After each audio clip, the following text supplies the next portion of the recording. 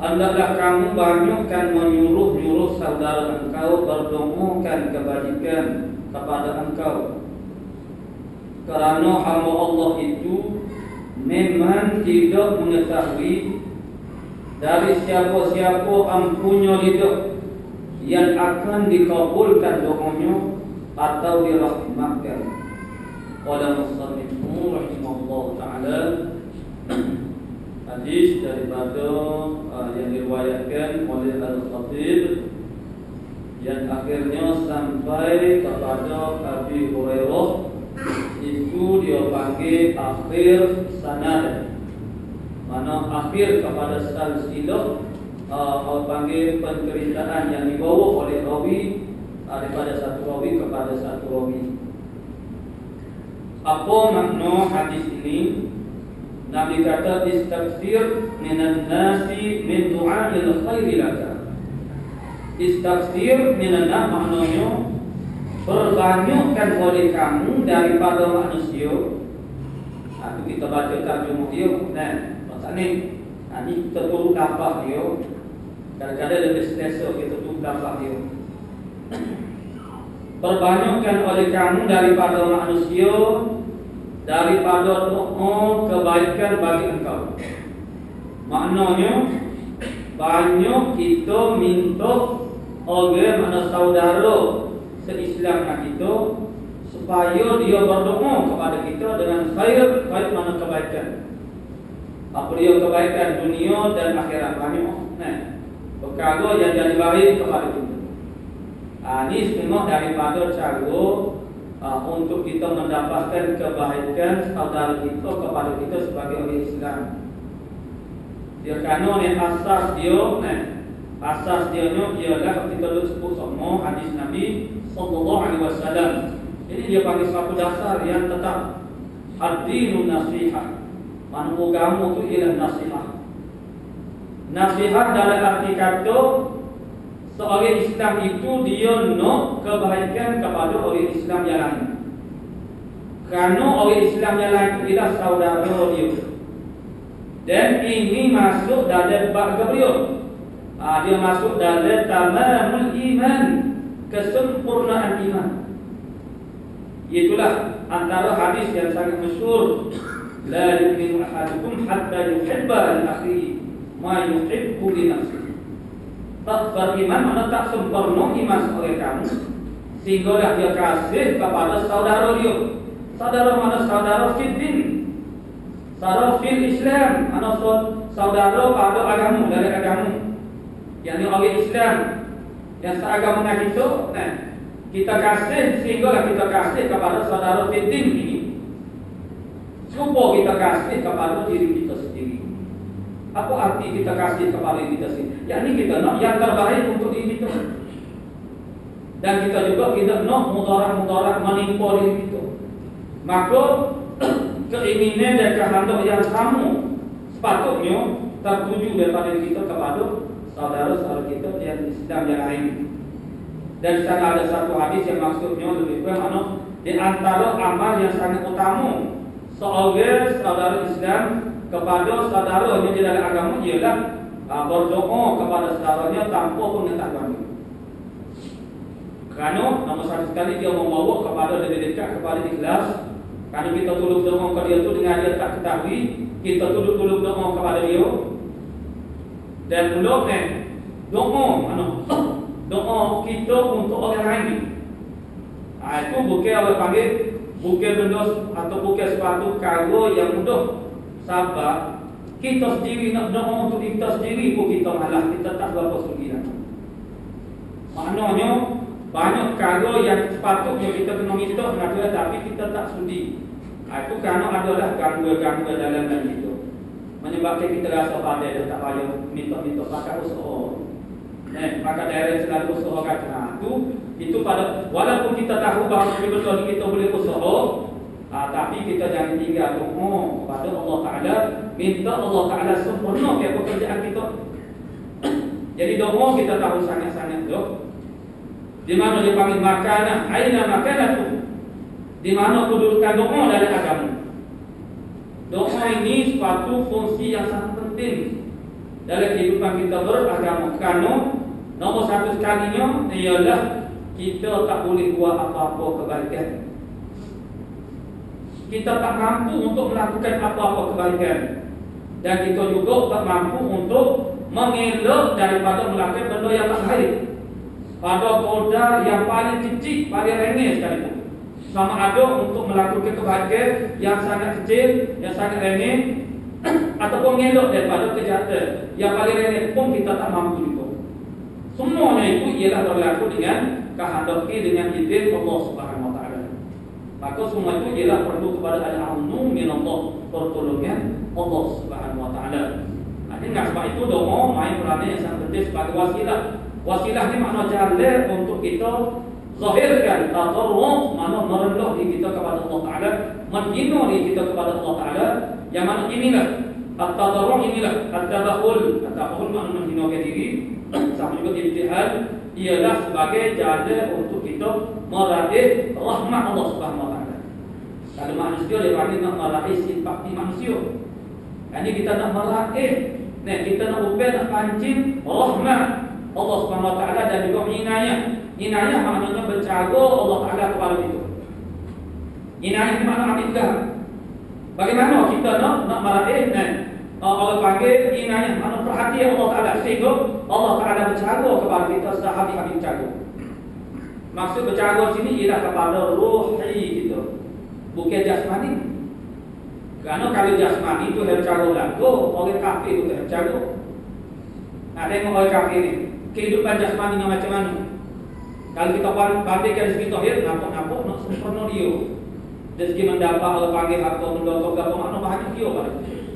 Hak tu tak boleh, hak tu Tuhan berlaku. Tuntutan keperluan jasmani ini kufur kepada Allah Ta'ala pasti Allah di mana Tuhan tetap beri. Tapi keperluan rohi kita, yang rohani kita kafir. Itu mana tidak ada jaminan daripada Allah Subhanahu Wa Ta'ala. Dengan sebab itu sangat penting, sangat mustahil kita panggil menunjukkan makna merendah diri kita, menghina diri kita kepada Allah Ta'ala, mengaku kita iktiraf kita, mengaku kita kata kita ni lemah, kita ni tak mampu. Melalui apa? Salah satu daripada wasilah atau jalannya ialah doa. Padahal segala kehendak kita dan hajat kita Tuhan tahu dah apa yang kita tunjuk dalam hati kita, Tuhan tahu. Tuhan tahu juga. Lepas tu apa dia suruh minta? Dia nak kita menzahirkan satu roh kita. Kita menunjukkan, mana zahirkan, menyatakan tentang kita ni rendah, kurang, tak mampu. Kita ni bergantung, berhajat kepada Allah Ta'ala. Tuhan nak kita rasa berhajat, istighfar, rasa berhajat kepada dia. Sebab dia Tuhan. Tuhan ni ilah mana? Allahus Samad, Allah Ta'ala tempat tumpuan. Tempat Allah panggil semua makhluk ni kena jemput dia. Kalau kita dia panggil tak mahu, Allah panggil tak sudi nak jemput Allah Ta'ala, tidak rasa berhajat kepada Allah. Padahal memang kita tu walaupun kita tak rasa berhajat, kita tetap duduk guna segala kemudahan dan keperluan yang itu semua daripada Allah Ta'ala lakukan. Itu dia panggil agak kita sombong kita kepada Allah Subhanahu Wa Ta'ala. Itu yang menjauhkan Allah Ta'ala daripada kita. Dalam arti kata Allah Ta'ala tak beri perhatian untuk memberi kebaikan-kebaikan kepada kita dalam bentuk kebaikan-kebaikan rohani kita. Jadi mana doa ini ialah satu cara untuk kita menunjukkan kita ni lemah, kita ni lemah, kita ni tak upaya, kita kena minta. Walaupun benda kita nak buat tu kita boleh buat pada sendiri, tapi kita minta tolong dengan Allah SWT. Di antaranya kita baca bismillah, itu pun sudah ada mana bismillah, mana asta'inu, aku minta tolong dengan nama Allah. Sebab tu kita dianjurkan supaya baca bismillah dulu. Mana nak melakukan perkara yang tidak orang yang ada harga pada syarah, maksudnya bukan haram, bukan makruh. Mana sunat kita baca bismillah, kerana pada makna dia ialah kita dulu kita tolong dengan Tuhan, supaya Allah Ta'ala sempurnakan al-panit pekerjaan kita.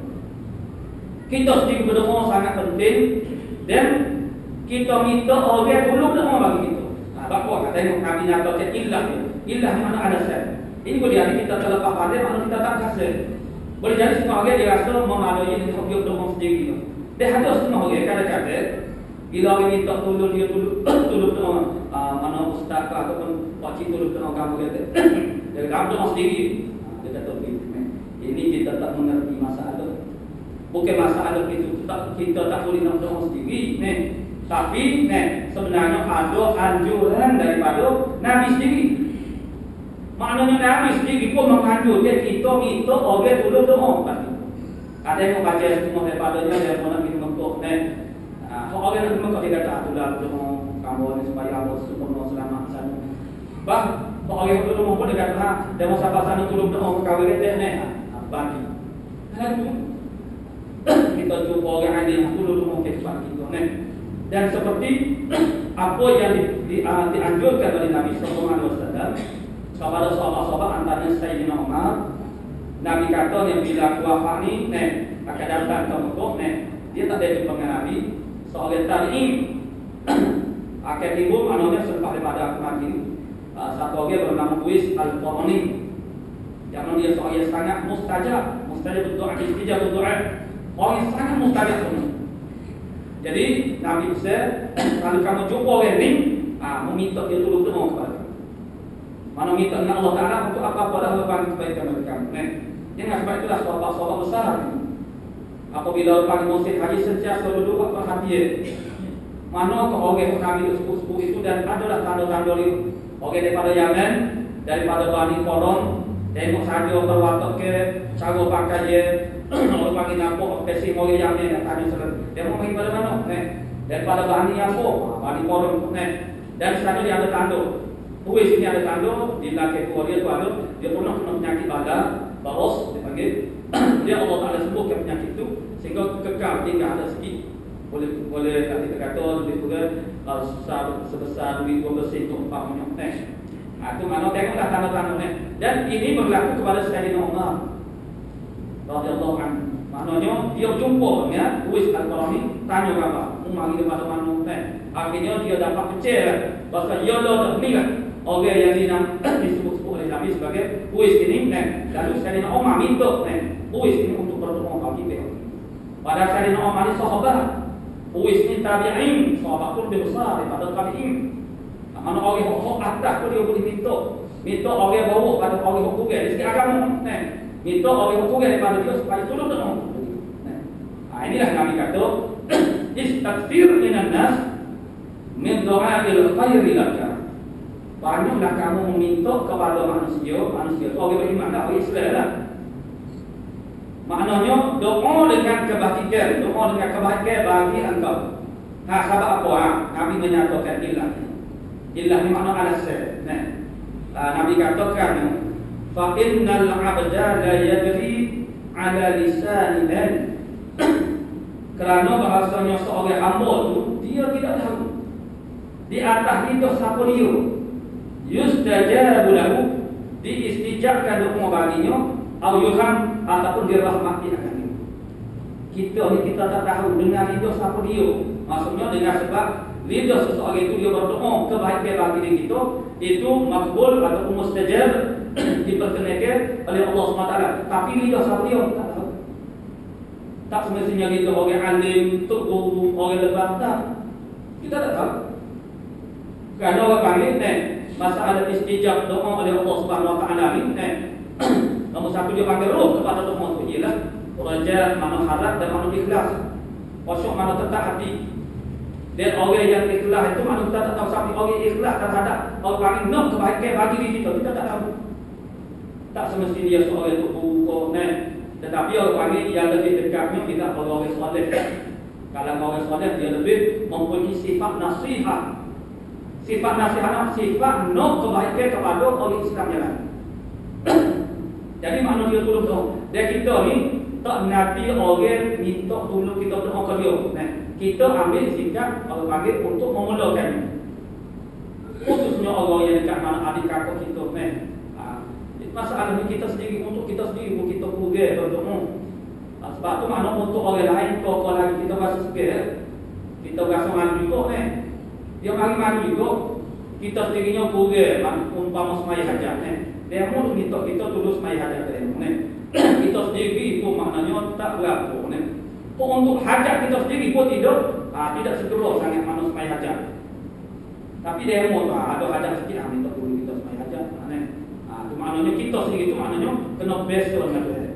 Kena orang kena ajar best dengan dia. Best semai hajat untuk hajat kita sendiri. Best berdoa untuk diri kita sendiri dulu.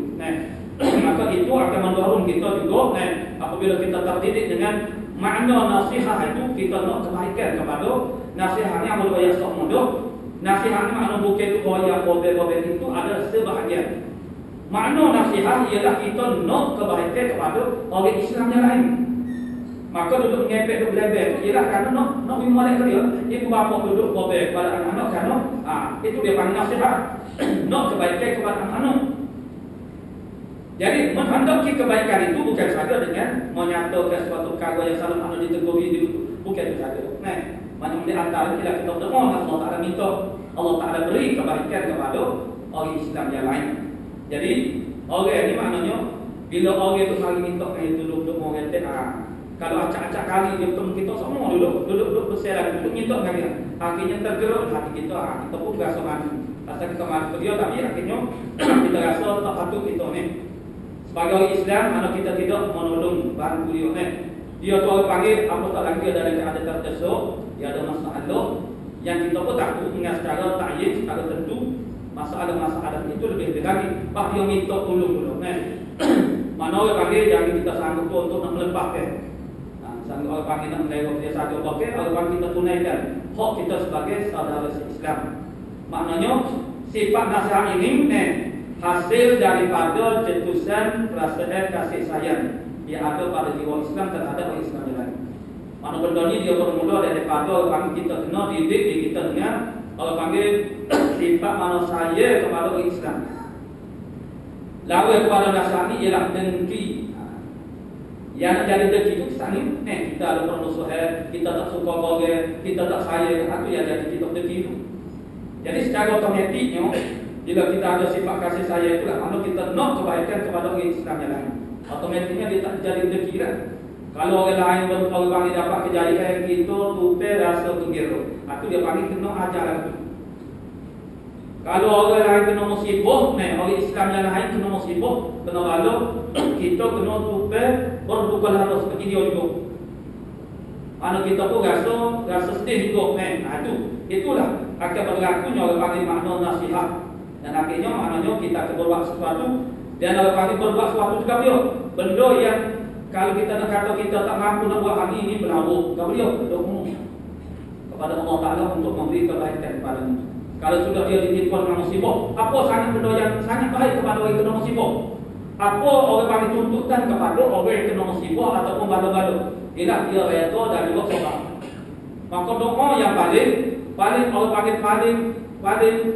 panggil paling perlu pada masa itu ialah kita berdoa kepada Allah Ta'ala supaya Allah Ta'ala sabarkan dia dan jadikan dia redha. Karena tak sabar dan tak redha itu jadi dosa. Kena bala tu sudah dah orang panggil menanggung kesakitan di atas dunia, kerugian harta benda, kehilangan orang yang disayang. Lepas tu dia tak redha, dia tak sabar tu nyomori ke Tuhan. Lalu kita berdoa, ya Allah ya Tuhan, ke mana isbir. Kalau kita reti bangsa, ya Allah ya Tuhan, tolonglah jadikan dia tu boleh sabar. Tabuh kerana hati dia, hati kita doa supaya itulah yang terbaik bagi dia. Jadi dia tu redha boleh terima. Maknanya kerana orang yang kena bahala ni dia terdedah kepada tak boleh nak terima. Kerana dia yang rasa sakit, rasa berat. Jadi kita menyebarkan dia secara zahirnya, kita duduk orang panggil nasihat kepada dia tu. Kemudian kita berdoa pula. Di sebalik itu mana kita berdoa pula di belakang dia pun tak tahu. Kita berdoa mudah-mudahan dia tu boleh sabar. Tabahkan hati dia. Kalau dia tabah, mana dia sabar dan dia redha, dia akan dapat kebaikan yang sangat banyak daripada Allah Subhanahu Wa Taala, daripada pahalanya dan juga kebaikan dunia. Kebaikan dunia ni banyak dah. Kita ni bila kita kena musibah, kena bala ataupun dianiaya, dizalimi, maka banyak benda-benda kita buat, kita kecil, kita perkataan hanya jadi pun mengganggu kita dan jadi penuh kalau panggil hubungan kita dengan manusia. Kadang-kadang tak kena sasaran kerana kita tu terima bulan-bulan berita orang yang hasil umpamanya. Jadi kalau saat kita kena musibah itu kita boleh bersabar. Dan benda ni tak akan berlaku malaikat kalau Tuhan dulu kita. Jadi kita sendirinya mana kena banyak minta tolong kepada orang Islam yang lain supaya tolong doa kepada kita. Karenanya kita tak tahu siapa dia. Dia siapa dia yang akan ada panggil kita dapat kebaikan daripada mana. Doa dia terhadap kita tu Tuhan terima. Tak tahu siapa dia. Ini dia kerana orang ini mana dia tak sama lah hubungnya orang. Kita dengan orang ini tak sama. Ada orang yang sangat sayang kepada kita. Kita tak tahu dia sayang kepada kita. Nampak dia biasa saja, nampak tak cara pada orang ini, nampak tak cara dalam mana. Tapi adalah sebab-sebab dia boleh. Jadi dengan sebab tu rizqah ni makna sifat kesian belah. Itu makna sangat tinggi. Sama lah sebagaimana semaya jenazah. Sebab apakah hak untuk menjadi imam semaya jenazah itu ialah kembali kepada ahli al-sabah yang paling terdekat. Ahli al-sabah ni dalam satu satu kali ialah anak laki-laki. Bukan untuk imam atau petubuh. Itu hak anak laki-laki bagi jenazah. Mana seorang itu guru untuk imam dia tak berhak untuk jadi imam jenazah itu malaikat diizinkan oleh orang panggil asabah dia panggil asabah. Karena itu hak dia. Hak ni maknanya kita boleh pertahankan, tapi kalau kita nak izin orang lain, itu tak ada satu masalah. Tapi hak ini tak ada boleh pertahankan. Hak tentang semaya jenazah apa juga pada bahagian akhirnya orang tidak pertahankan aman. Pokok orang suruh wakil pun dia tu pernah lagi wakil ke apa tak tahu. Orang suruh dulu wakil baru imam dia kena wakil lah. Sebab ini ialah pekerjaan dia. Pekerjaan kita yang dilakukan oleh orang lain, mana supaya kita kata jual beli, kita kena wakil kepada orang untuk uruskan pekerjaan kita. Jadi sama lah maknanya orang paling asabah dia tu mana dia kena kena wakilkan kepada untuk membayarkan mana jenazah dia. Jadi apa maknanya tidak keutamaannya. Adapun semaya jemaah, semaya biasa-biasa ni keutamaan dia lain. Afdaliyah, keutamaan orang jadi imam itu siapa dia? Ada tertib dia. Tapi tertib kalau panggil afdaliyah keutamaan, okey afdaliyah khok. Itu bermula dengan anu. Sababnya anu lah yang mempunyai sifat yang paling risikoh kesiaplah kepada jenazah itu orang itu boleh. Tu email kau tu kau ni kita wajah ayah kita tak ada dia tak mesti saya masuk. Bukan dia tak sedih dengan maknanya tidak, itu tidak akan membawa kepada dia tu jadi siapa pun yang mesti saya masuk. Tapi bagi kita orang yang dekat dengan kita tak perlu paksa. Okey kita nak teh pun nyo tu begitu. Nak teh untuk kita mari. Daripada orang ramai tapi tak boleh nak teh. Maka itulah kesempatan sifat rizqah inilah.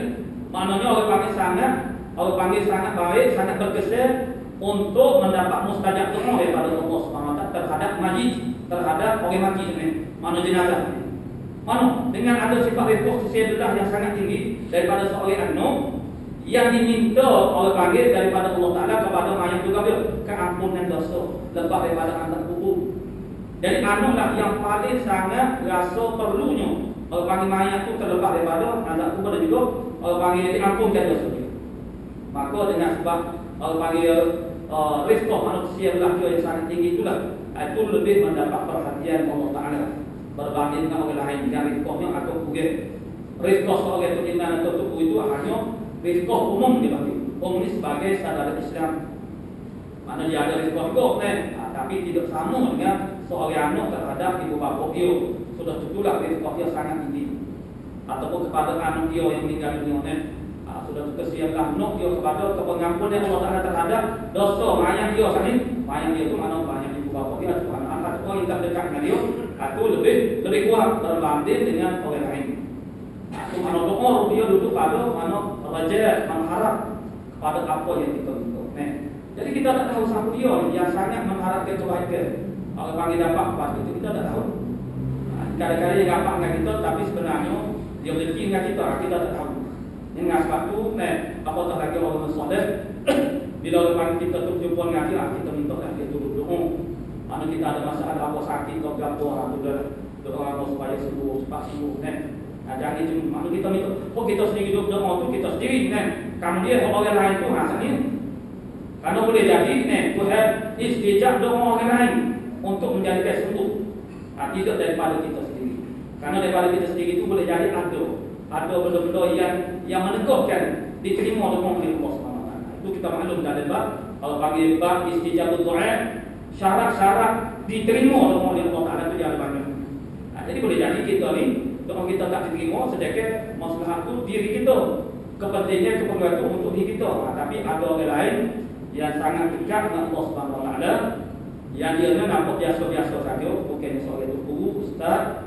Kalau panggil biasa saja tapi kan oleh hati dia tutup dia bersih umpamanya atau dia lebih dekat dengan sebab ibadat dia, ketaatan dia dengan Allah Subhanahu Wa Taala, maka istijab doa dia tu boleh jadi lebih hampir kepada Allah Subhanahu Wa Taala.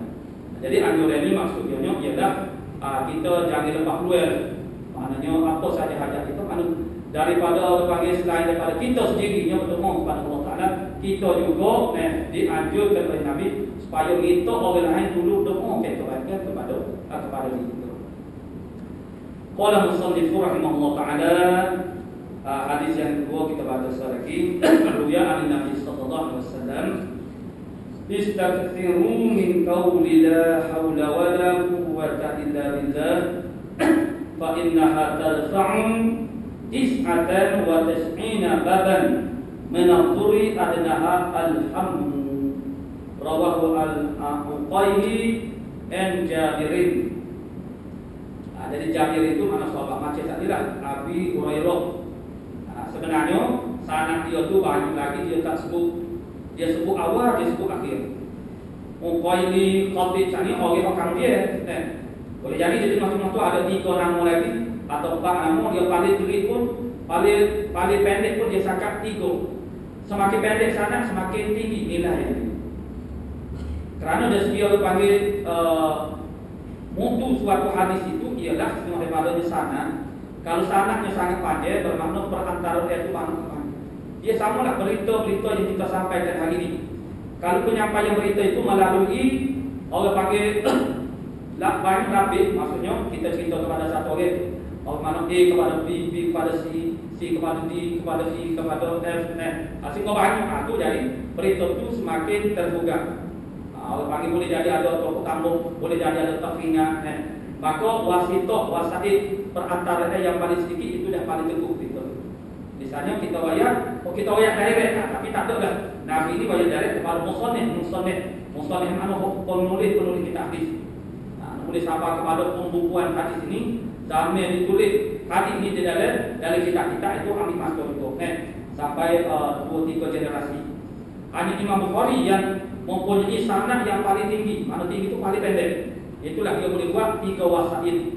3 wasaid mana dia ambil daripada guru dia ambil daripada guru dia ambil daripada guru dan guru ambil pada mana Nabi sallallahu alaihi wasallam. Ada 3 itu paling tinggi.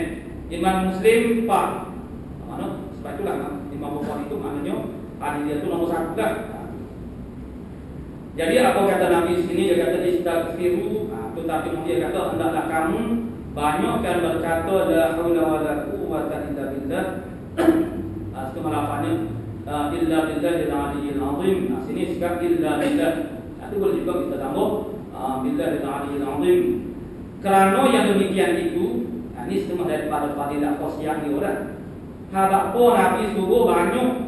Nabi kata hendaklah kamu banyakkan berkata banyak duduk sebut la haula wala quwwata illa billah. Habaq pun kerana yang demikian itu menolakkan, menghindarkan 99 pintu daripada kemudaratan. Kemudaratan ini benda mudarat, benda bahaya, benda yang merugikan, yang membahayakan kita, yang membinasakan. Seperti orang panggil bala musibah-musibah. Sama ada mudarat dunia ataupun akhirat. Bapa kena banyak kata la haula wala quwwata illa billahil aliyyil azim illa billah dalam riwayat ini. Kerana Nabi kata duduk kata lagu banyak duduk ucap la haula wala quwwata illa billah ini boleh menghindari menolak kita daripada 99 pintu kemudaratan. Kemudaratan juga ada sakit, mudarat dipanggil kerugian harta benda, mudarat juga. Banyak nak mudarat ni. Benda tak tercapainya benda yang kita nak atau mudarat juga. Kena dengan benda-benda yang merugikan dan menyakitkan, mana membinasakan, itu mudarat. Orang menanti mudarat tanaman dia. Orang padi mana mudarat, mana padi dia. Itu macam-macam lah mudarat. Jadi dengan dia kata banyak mana tu dia tak, Nabi tak sebut. Nabi tak cakap dia bila itu siapa setakat mana hidup ni. Perbanyak ada seboleh-bolehnya sebanyak mungkin. Dia masa ada sebut ni dia tak tanda. Dia tak kalah dengan hidup buat itu. Mana? Duduk bawa kereta apa boleh? Boleh fikir. Lain dengan baca akan beli bawa kereta nak suruh baca. Kalau baca kita ingat di hati baca itu lain kan? Ini nak baca di juga itu tak boleh. Ini mana fikir mana fikir itu fikir hati. Sebut dengan lidah dan sebut dengan hati. Salah satu ataupun kedua hati mana lidah sebut hati itu sebut. Buat apa kita tu mana dia jadi tak kalah kita boleh buat. Apatah lagi kita minta kita buat apa satu menit pokok lagi. Banyak kami menyebutkan ini karena ini setengah daripada dia panggil cara ataupun jalan untuk kita ni panggil jadi terhindar daripada mudarat. Mana 99 pintu kemudaratan. Yang mana kata Nabi sekurang-kurangnya duka cita. Sekurang-kurang adnaha. Kok mudarat yang paling kurang, paling minimal, paling kecil sekali dengan dia, paling lain ialah alhammu. Mana tentu hilang dia tambah atau tafsir dia. Mana hilangnya perasaan duka cita. Itu mudarat itu. Duka cita tidak mudarat besar. Sehingga orang itu dengan sebab berduka cita dia jadi berjiwon. Jadi tasib kecil dengan orang tak gaul dengan orang. Model-model orang panggil dia tu ramah, orang panggil ceria dengan orang ni. Tiba-tiba kena suatu musibah menyebabkan dia menjadi berduka cita, berduka lalu. Hingga sebab tu jadi banyak lah pun. Kalau betul-betul orang panggil nak menghadapi kompresor hanya jadi mana bodoh ni apa jadi lain. Jadi malah berduka lah. Dia berduka cita kadang-kadang berduka kecil. Tapi kita tu jadi ambil budak sangat. Jadi besar pada kita. Bendanya kecil, masalahnya sikit kecil, tapi dia jadi besar. Maksudnya duka cita kita tu berterusan, berlarut. Menyebabkan bila duka cita di semaya pun tak pasang. Hubungan dengan dia pun dia jadi hamba. Kita mula ada orang panggil orang itu, aku jawab dia itu. Jadi penuh hubungan dengan Allah ada kuasa, hubungan dengan manusia pun jadi penuh itu. Jadi duka cita ini yang habis dirinya minta berlindung. A'udzubika minal hazan. Hazan itu makna duka cita. Wal kasal malah pun hari minta berlindung, minta jauh jangan. Duka cita pun jangan. Wal ham makna duka cita. Hazan itu makna lebih kurang makna musim bila. Ini duka cita ni, duka cita berdoa cijah tapi kita tu berduka lalu. Dia masalah ni dia masalah hati kita. Kalau umpama musibah, kesusahan, bala sebesar mana pun, tapi kalau hati kita tu tabur tak jadi duka cita, kita boleh terima. Mana orang panggil kita ngaku hebat tak jadi lengger dengan sebab tu. Ada orang yang jadi jauh dengan Allah Taala. Molek-molek dah dia orang panggil dekat dah, doa dah orang panggil pada tiba-tiba dengan sebab musibah hati. Cuma duka cita kita layan rasa dia, hingga hubungan dia dengan Tuhan terjadi lengger. Zahir dan batin. Zahir itu mula mari semua. Karena saat ini duka cita, duka lalu dia duduk semaya pun dia tinggal semaya lagi, tapi semaya pun hati dia lalu untuk daya rasa sedih dia. Dia jadi penuh banyak dah dengan manusia pun dia jadi lagu. Di bidang pekerjaan dia kalau pagi dia ni jadi kita dalam bahagian berkhidmat dengan manusia, dah mula dah jadi ewek dah pekerjaan dia, produk dia dah jadi tak boleh dah. Orang pun rasa heran ni. Jadi dia dah jadi jenuh jadi orang panggil ni. Tidak sepuluh. Ni makna tu duka cita. Dia boleh bawa pada situ jadi. Mana orang panggil benda tu dia jadi orang panggil jahat kepada kita. Kalau sakit, penyakit, kita minta doa dengan Allah Taala kalau penyakit umpamanya. Salah satu daripada pesanan Nabi dari kitab juga kita belajar dulu. Bila kita sakit, kita letak tangan kita tempat sakit tak kira sakit gigi kok. Gata kau letak pak gata atau apa sebelum sakit senang letak kemudian kita baca baca apa bismillah a'udzubika a'udzu bi'izzatillah wa qudratik min syarri ma ajidu min waj'i hadza. Maknanya ni bukan minta, maknanya kita baca ni bukan minta sembuh, tapi maknanya dia adalah lebih luas hebat. Mana kita bismillah dengan nama Allah, a'udzu aku minta berlindung bi'izzatillah dengan kebesaran Allah Taala wa qudratihi dan kekuasaan dia min syarri ma ajidu daripada kejahatan, minta berlindung daripada kejahatan apa yang aku dapatkan. Kalau min waj'i hadza daripada sakit ni. Maknanya sakit tak jadi masalah. Sakit jangan sebab sakit itu jadi jahat kepada kita. Jahat dalam mana? Jadi lemah semangat orang ibadah. Jadi orang panggil bunuh hubungan kita dengan manusia. Itu makna tak boleh. Jadi kita minta kalau sembuh, kalau orang panggil kebaikan kita itu pada kesembuhan aku. Maksud dia ialah kita minta Allah pada sembuh penyakit itu. Tapi makna dia kalau dah tak siap tak sembuh penyakit itu, apa yang sangat penting ialah janganlah kesakitan ini menjadi jahat kepada diri kita. Jahat itu menyebabkan rosak hubungan kita dengan Allah Taala. Kalau dia rosak, kita mula semangat orang ibadah. Mula jiwa panggil rasa putus asa dengan Allah Taala, bersumpah tak molek dengan Allah Taala. Itu tak molek kan? Dengan sebab sakit tu. Saat dia sakit, tapi kita boleh buat ibadah lagi dan kalau kita lebih hebat, jadi sakit itu tak jadi mudarat, tak jadi jahat. Yang penting itu maknanya hati kita bukan masalah Allah yang makna kesakitan tu ataupun kesusahan atau musibah ataupun bala-bala kena bala besar secara mana pun, tapi hati tabuk dia rasa pakai bahagia. Macam mana boleh rasa bahagia dengan musibah? Ini kita tak tahu. Kalau kita baca kisah-kisah salafus saleh, ahli sufi, mereka merasakan bala itu sebagai nikmat. Jadi sebab itu mereka melazimkan alhamdulillah. Maknanya sebab Nabi sendiri wajah alhamdulillah li kulli halin wa ala kulli hal. Ucap alhamdulillah ini bagi tiap-tiap suatu benda yang baik dan ala maknanya kalau Allah boleh menimpa di atas kita, misalnya sakit, alhamdulillah. Apa alhamdulillah? Sebenarnya sebalik daripada itu dia banyak rasio kebaikan kepada kita. Kalau dengan sebab sakit, mulalah kita tu nak sebut nama Allah Taala, kita bagi ingat kelemahan diri kita, semaya tu dia jadi lebih khusyuk, memahami. Itu di antara. Tidak itu adalah lebih baik daripada kalau kita sehat. Kalau kita sehat, kita semaya, tapi semayanya dah lain. Tapi doa pun lahir. Lahir maknanya lalu daripada apa yang kita minta. Itu mana macam lakukan permainan. Sebab apa? Sebab kita rasa kita perempuan ni dia ada kebiasaan. Bukan nak sangat kerana benda kita minta, kita boleh usaha sendiri, itu kita berasa gitu.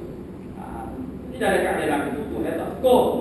Jadi dengan sebab sakit gini, barulah kita tahu kita nemu. Mana benda tu boleh kepada kita. Jadi yang pentingnya bukan musibah tu besar atau kecil, tetapi bagaimana hati kita. Penerimaan hati kita boleh sabar ke kita, boleh terima ke kita. Kalau musibah besar tak mana sekalipun, tapi kalau terjadi ke hati kita boleh sabar, boleh tabur, boleh terima, boleh redha dengan apa yang berlaku, maka itulah yang terbaik. Tapi kalau masalah kecil saja kita tak boleh terima. Hingga kalau benda tu sampai dengan orang, kita tak maaf kepada dia, manfaat dulu. Salah silap sikit je. Itu maknanya bukan mudarat kan. Jadi duka cipta tu benda yang mudarat. Jadi sekurang-kurang kemudaratan yang boleh terhindar daripada diri kita dengan sebab banyaknya kita mengucap la haula wala quwwata illa billah. Ini makna kita tak maulah makna dia tu sangat hebatlah. Apalah tu dia jadi pandai lepas pula kan. Tapi dengan banyak kita mengucap walaupun kita tak faham apa makna dia, la haula wala quwwata illa billah ini boleh menghindari kita daripada 99 pintu atau pintu mana kemudaratan. Yang paling rendah daripada pintu kemudaratan itu apa? Ialah alham maknanya duka cipta. Tak kira lah orang curi bagi kita tu, kita sakit atau apa, tapi hati kita tu rasa tabuk, rasa lapar, rasa luar, dan kita ingat ini ujian intihan daripada Allah Taala. Tuhan beri pahala yang banyak untuk kifarat dosa kita. Kita tidak minta itu, tapi Tuhan begini aku intihan. Bila begitu hati kita tak jadi duka cipta, maka itulah yang baik dan terbaik bagi kita. Tapi kalau kita duka cipta berturut-turut berlarut dengan sebab kehilangan orang kita saja, berturut-turut menyalahkan seseorang yang menjadi sabit kepada kematian. Orang kita saja itu tak maaf ke dia pak dia, tak ingat ini siapa dia pekerja siapa dia. Jadi duka lagu duka cipta sabar bertahun-tahun itu bukan dia luar ada orang ini. Jadi kita jauh dari jadi semua daripada cara dan jalannya kami Nabi anjurkan kepada kita. Sudah show dan cadangkan kepada kita. Antaranya ialah banyak mengucapkan kalimat yang sangat mudah kita sebut dan kita sebut sok mudah. Semua boleh jadi tidak masuk dalam bab istighfar, mana memperbanyak tak kira punya mana mana bukan dari keadaan berhadas kecil pada besar boleh. Jangan kau tak dapat kau dan semua. Kan kita duduk sedikit. La haula wala quwwata illa billah. Ini Allah panggil kita dia kena memperbanyak dan hasil daripada itu bila kita memperbanyak ke lapar-lapar fikir ini, akhirnya dia akan sampai kepada satu tahap dia panggil al-tamakun. Mana tamakunul a'dha alaih, mana tetap anggota kita tu di atas fikir. Lidah tu dengan sendiri dia nak fikir dengan sendiri. Sehingga kalau panggil bila cenderung pun jadi tersebut macam orang tu gila ke seorang perempuan dia sebut nama dia. Bila dia tu dia sebut itu dia panggil tetapnya orang panggil ingat seorang itu kepada seorang. Kita mengatur hebat bila sampai lagi tu mana zikir itu dah jadi kelaziman, dah jadi macam tabiat. Dah jadi macam tabiat asal dia, tabiat kita bukan zikir. Tabiat kita apa dia? Akhir minum tidur itu tabiat kita. Zikir ini bukan tabiat kita. Kalau tabiat kita maknanya baby mula-mula dilahir itu konsobit daripada tubuh dia, zikir selalu hidup. Zikir itu dia kena latih, diperkenalkan kepada kanak-kanak, kemudian dilatih di tarbiyah. Cara tarbiyahnya dengan menunjukkan contoh antaranya dengan menyuruh mengaku daya, menasabuk dengan anak-anak itu, dan akhirnya dia sudah jadi bila diamalkan seperti itu dia jadi melekat pada diri dia. Itu dia panggil dia harus sedaging, dah jadi sebenarnya darah daging itu. Itu di antara khasiat yang lain maknanya dengan sebab memperbanyakkan zikir itu akhirnya zikir itu dah akan jadi macam tabiat kita. Kemudian Nabi wayang kelebihan daripada ini ialah sakit boleh menolakkan daripada panggil kemudaratan. Kemudian istausu bi nisa'i khairan ila Allah subhanahu wa ta'ala a'lamu bis-shawab. A'udzu billahi minasyaitonir rajim. Bismillahirrahmanirrahim. Alhamdulillahi rabbil alamin. Wassalatu wassalamu ala asyrafil wa ala alihi wa ashabihi. Allahumma taqabbal minna innaka antas wa tub 'alaina ya maulana innaka antat tawwabur rahim. Allahumma inna nas'aluka al-'ilma khaliqin wa inabatal mukhliqin wa syukra as-sabirin wa tawbata as-siddiqin. Sallallahu ala sayyidina Muhammadin wa ala alihi walhamdulillah.